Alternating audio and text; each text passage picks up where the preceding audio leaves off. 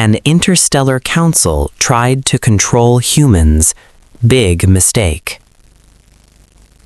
The Great Hall of the Galactic Council stretched across 3 kilometers of polished obsidian, illuminated by the light of 1,000 distant stars filtered through crystalline walls.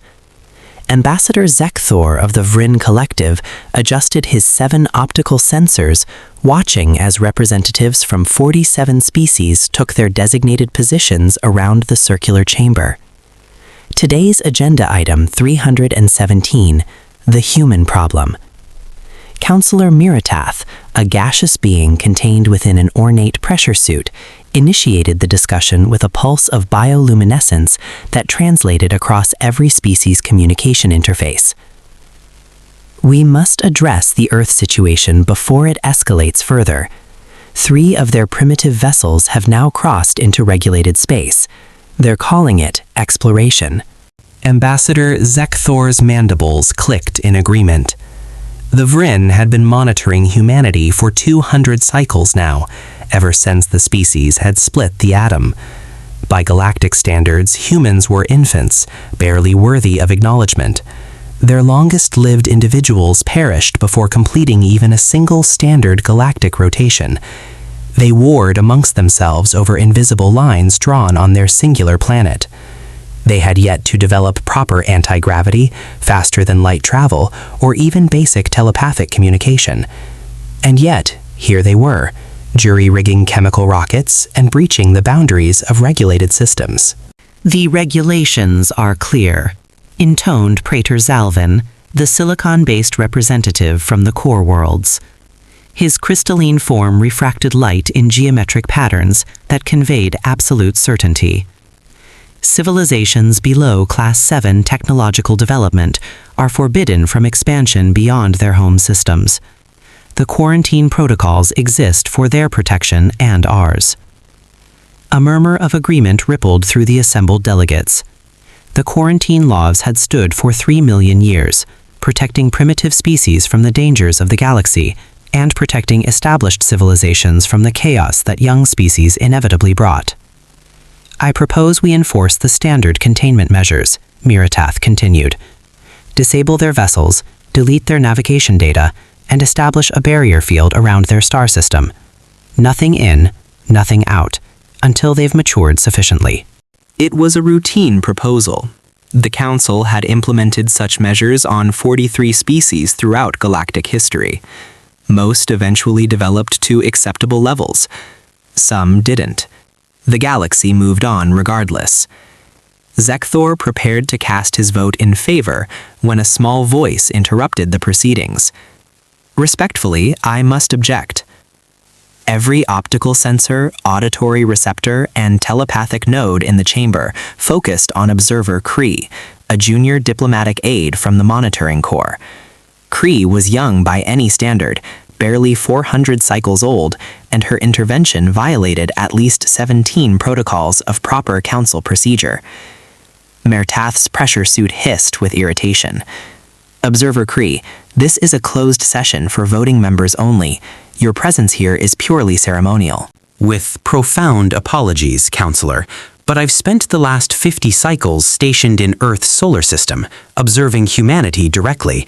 I believe the Council is operating on incomplete data. Incomplete? Praetor Zalvin's crystalline form pulsed with colors suggesting amusement. We have comprehensive surveillance. We know everything about them, from their genetic code to their primitive digital communications. You know their capabilities, Kree countered, her secondary wings fluttering with nervous energy, but you don't understand their nature. And that distinction, honored council members, could prove catastrophic. Zekthor found himself intrigued despite his better judgment. Explain. Kree projected a holographic image into the center of the chamber. It showed a human, standing on what appeared to be a frozen wasteland, planting a fabric symbol attached to a metal pole. This is Ernest Shackleton, a human explorer from 600 cycles ago. His vessel became trapped in frozen water. The crew survived 700 days in conditions that would kill most species within hours. They had minimal supplies, primitive equipment, and no hope of rescue. By all logical calculations, they should have perished. And yet they didn't, she continued, cycling through images of the crew, gaunt but alive. Do you know what Shackleton did when they finally reached safety? He immediately organized an expedition to rescue additional crew members left behind, not for profit, not for political gain, because, as he stated, he had promised to return for them. Marathath's bioluminescence flickered dismissively. A single example of stubborn survival instinct proves nothing. Many species demonstrate determination. Then, allow me to provide context. Kree expanded the hologram to show a timeline of human history. In their year 1961, humans had barely achieved orbit around their own planet. Their computers were less sophisticated than a standard council calculation tablet. Their fastest vehicles could barely exceed the speed of sound. By any measure, they were centuries away from reaching their own moon.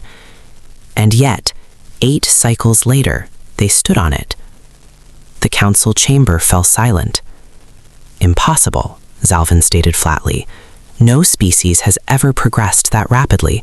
The technological prerequisites alone would require resources and physics they didn't possess, Kree interrupted, an action so unprecedented that several counselors logged formal complaints in real time. That's precisely my point. Humans don't let impossibility stop them. They calculate the odds, acknowledge the risks, and proceed anyway. They call it determination. I call it terrifying. Zekthor's analytical mind processed this information. Perhaps they simply underestimate danger due to primitive risk assessment capabilities? Observer Kree, Maritath interjected, her patience clearly exhausted. You're wasting the council's time with anecdotes. The quarantine vote will proceed. But Kree wasn't finished. Before you vote, consider one more thing. Humans don't just survive impossible situations. They thrive on them. They actively seek them out. They have a word for it: adventure. They climb mountains that serve no strategic purpose. They dive into oceans that could crush them. They launched themselves into space in vehicles with a statistical failure rate that would be considered criminally negligent by our standards. She pulled up another image, showing a massive chemical explosion on a launch pad. Kree's hologram shifted to show Earth's surface, pockmarked with craters, striped with scars from ancient geological violence. Because humans evolved on a death world. Your species evolved on planets with stable climates, predictable seasons, and environments that rarely challenged survival. Earth is a Class 9 hazard planet.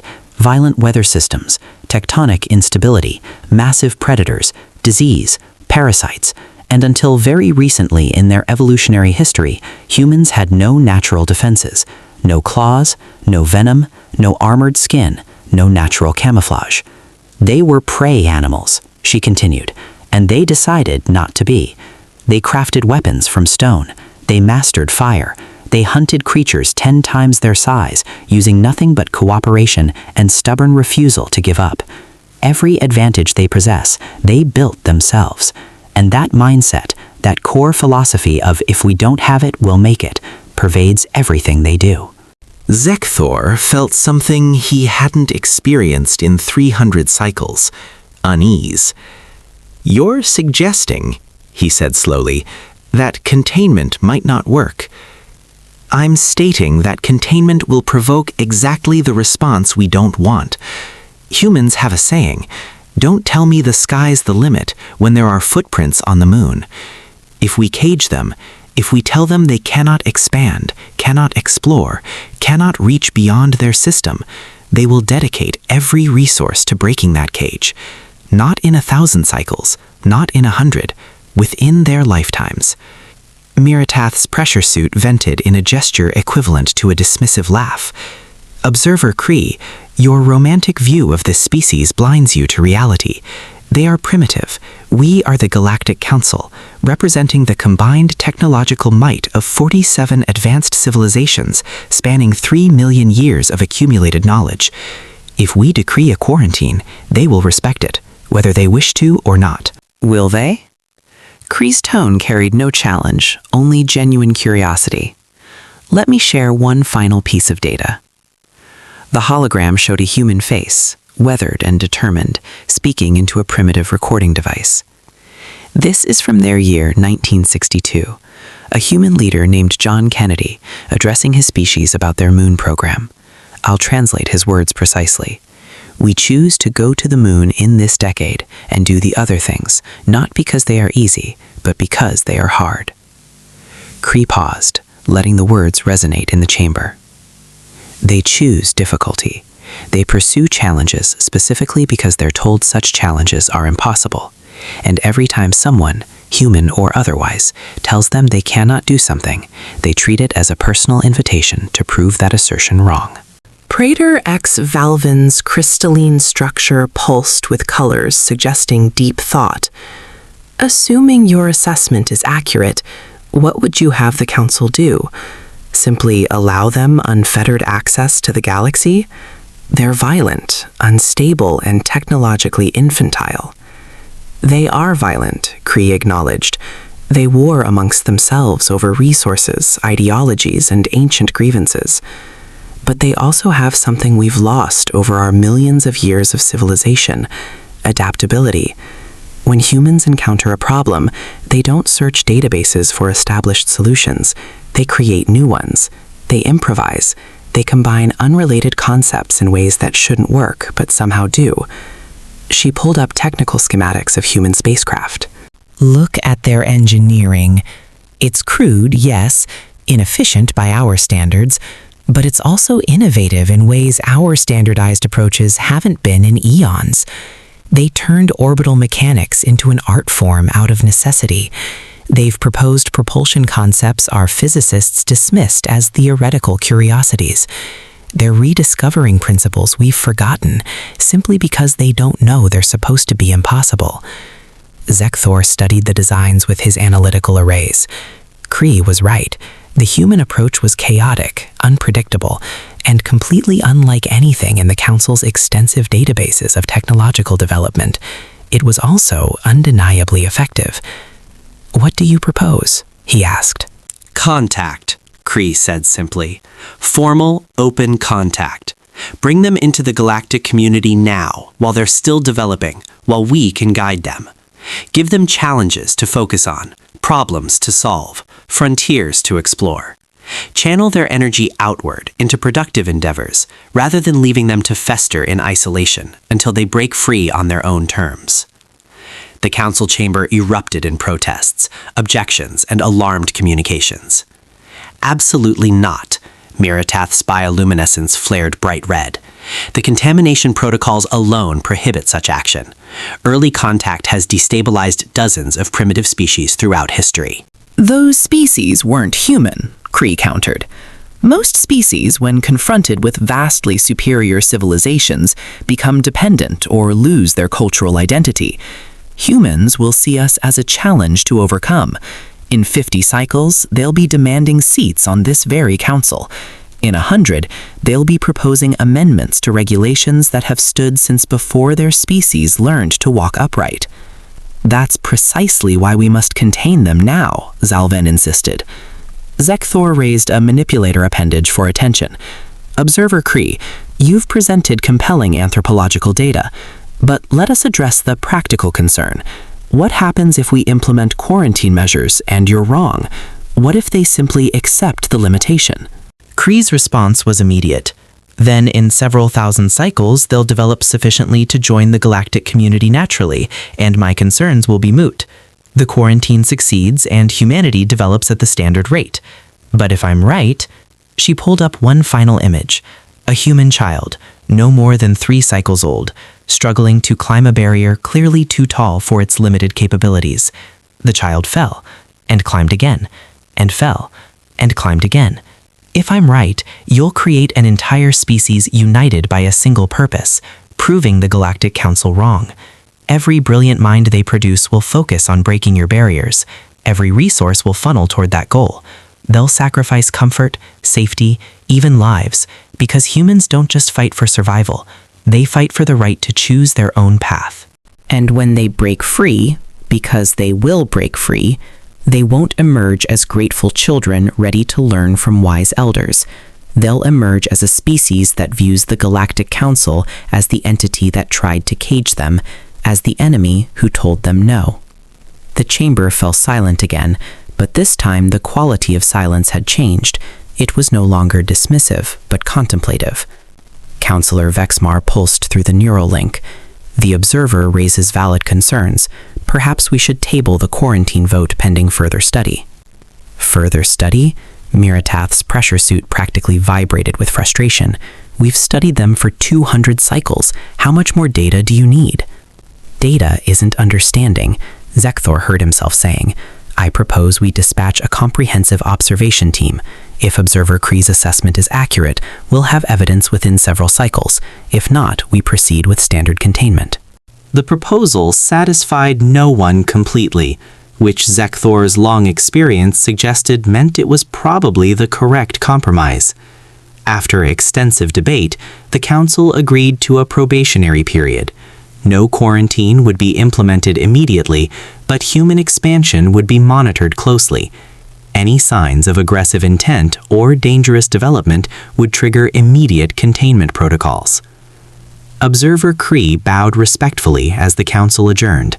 Zekthor approached her as the other delegates dispersed. That was an impressive presentation, he said, though you violated approximately 47 procedural regulations.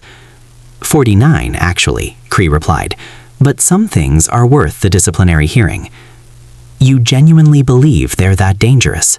Kree looked at him with her multifaceted eyes. Ambassador, I've watched humans dance in zero gravity for the pure joy of it. I've seen them weep at images of their planet from space. I've monitored their transmissions as they sent messages into the void, hoping someone, anyone, might hear them and know they exist. They're not dangerous because they're violent or aggressive. They're dangerous because they refuse to accept limitations, even when those limitations are for their own good. She pulled up one more image on her personal display, a human standing on their moon, looking back at Earth, a blue marble hanging in the black.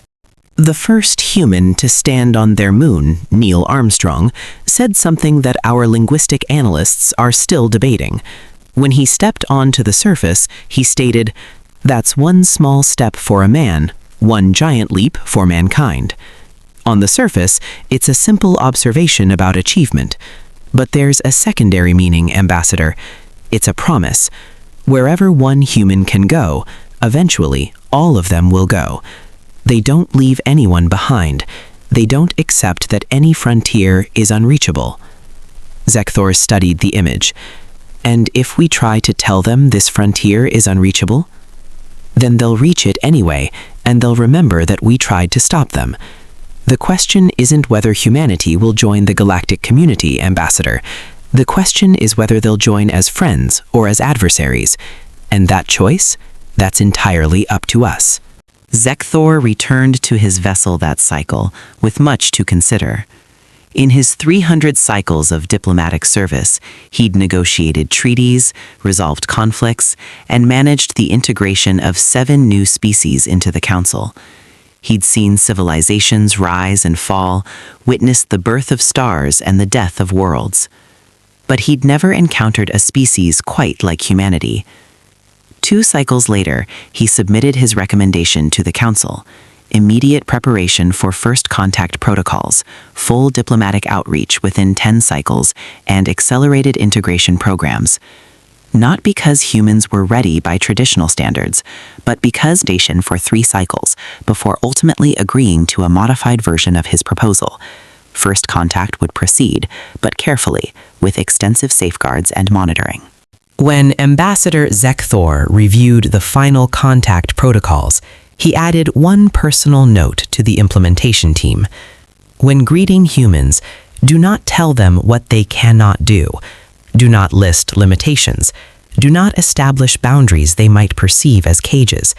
Instead, show them the galaxy and ask what they'd like to contribute to it.